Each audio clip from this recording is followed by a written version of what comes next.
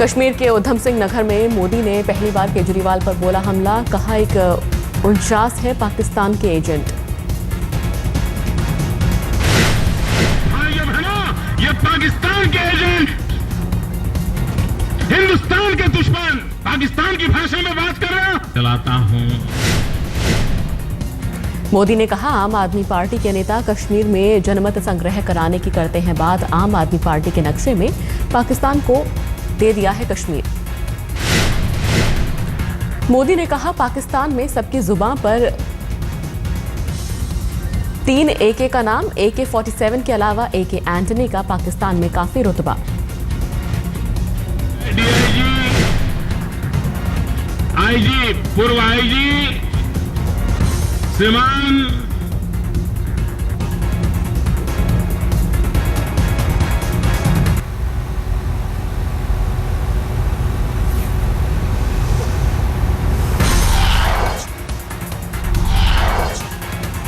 जय जवान जय किसान की आड़ में मोदी ने केंद्र सरकार पर बोला हमला, कहा शास्त्री ने दिया था नारा, कांग्रेस ने मर जवान मर किसान में बदल दिया।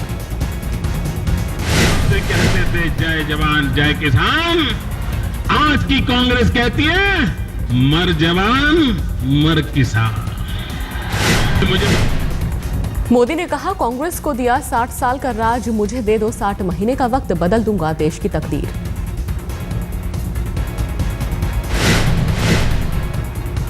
उधमपुर से मोदी ने सूबे की सरकार पर भी किया वार, कहा उमर अब्दुल्ला आकर देख ले रैली में कितनी भीड़ है। आज ऊपर से नजरिया देख ले तो पता चलेगा जम्मू कश्मीर में हवा का रुख कहां जा रहा है।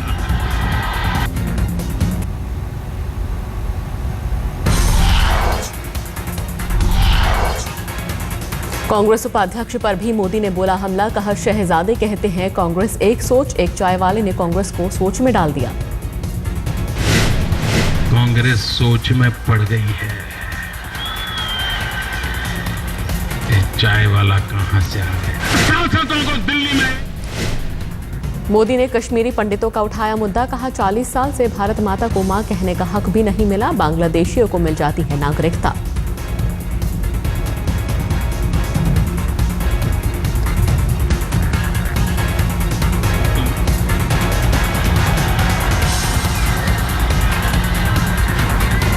आज भारतीय जनता पार्टी में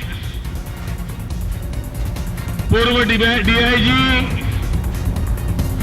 आईजी, पूर्व आईजी श्रीमान फारूक खान जी ने भारतीय जनता पार्टी में प्रवेश किया है। बीजेपी के पीएम उम्मीदवार ने कहा कांग्रेस से कहता हूं भ्रष्टाचार पर करो बात, तो वो कहते हैं सेक्युलरिज्म पर करो बात।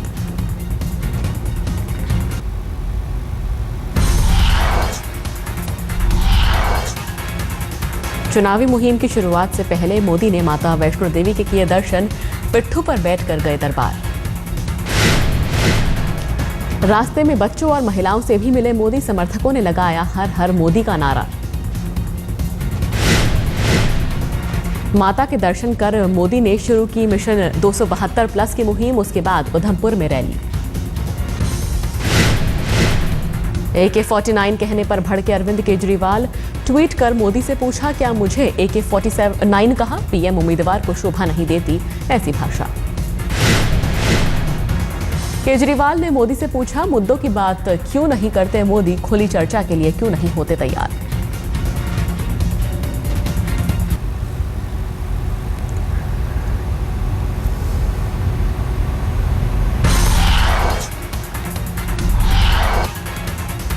दो 2014 आम चुनाव के लिए कांग्रेस का घोषणा पत्र जारी, सबको घर का वादा, स्वास्थ्य का अधिकार देने की बात।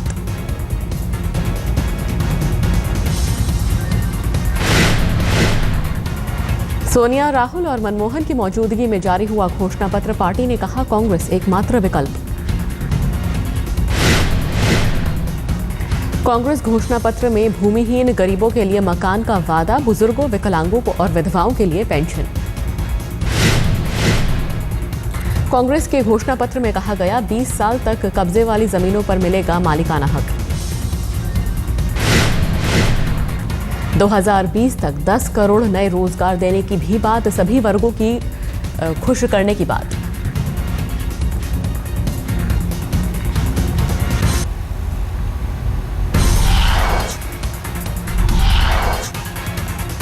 राहुल गांधी का दावा, इंडिया शाइनिंग की तरह इस बार भी फूटेगा बीजेपी का गुब्बारा। And I'm pretty confident that just like the balloon of India Shining exploded, this balloon too will explode. And it's an ideology. Rahul Gandhi के मुताबिक इस बार भी नतीजे होंगे चौंकाने वाले। 2009 में भी ऐसी ही लहर थी, फिर भी हम जीते।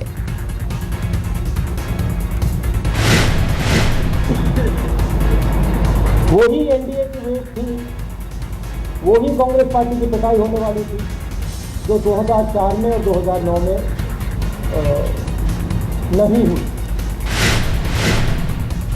राहुल ने कहा, हमारा भारत बीजेपी के सपनों का भारत नहीं, बीजेपी के सपनों में भारत के कुछ ही लोगों का विकास।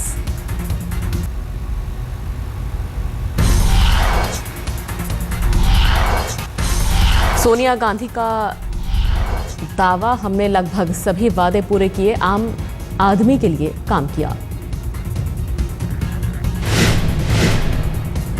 सोनिया ने कहा, दूसरे दलों के लिए घोषणा पत्र एक रस्म, हमारे लिए पवित्र दस्तावेज। सोनिया ने कहा, ओपिनियन पोल पर भी हमें भरोसा नहीं, 2009 में गलत साबित हुए opinion poll. Frankly, must admit I don't have much faith in them because they have been proved wrong again and again. Sonia ने कहा, चुनाव के बाद हम तय करेंगे पीएम पद के उम्मीदवार, वाराणसी से उम्मीदवार पर फैसला जल्द।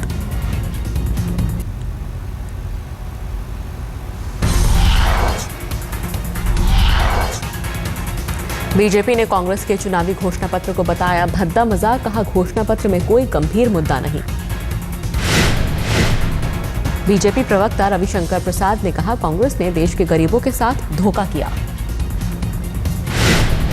आज शहर में अंधेरा है आपके कारण, और आज ये वादा किया है कि पूरे हिंदुस्तान को रोशनी कर देंगे। ये कांग्रेस का घोषणा पत्र नहीं है, ये धोखा पत्र है।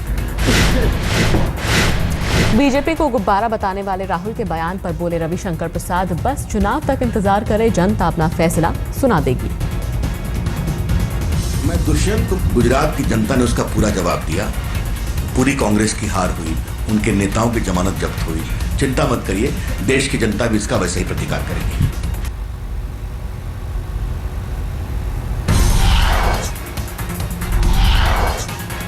बीजेपी नेता मुख्तार अब्बास नकवी ने कहा, कांग्रेस ने सिर्फ एक अधिकार दिया, भ्रष्टाचार का।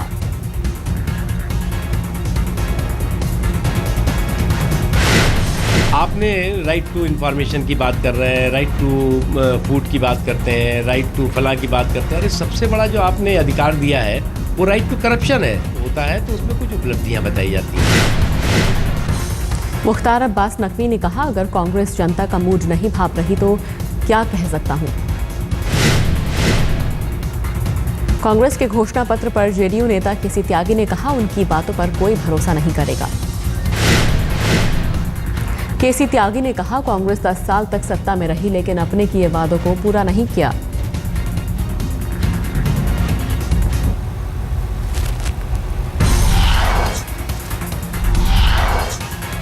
वोटर्स को उकसाने वाले बयान पर शरद पवार ने जताया खेद, चुनाव आयोग को भेजा जवाब। चुनाव आयोग को भेजे जवाब में पवार ने कहा, मेरे बयान को लेकर संदेह और गलतफहमी पर अफसोस। पवार ने नवी मुंबई में दिया था विवादित बयान, समर्थकों को स्याही मिटाकर एनसीपी के लिए 2 जगहों पर मतदान करने को कहा था।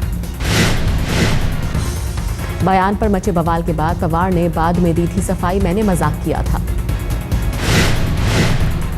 पवार के खिलाफ बीजेपी नेता किरीट सोमैया ने आयोग से की थी शिकायत, आयोग ने पवार को भेजा था नोटिस।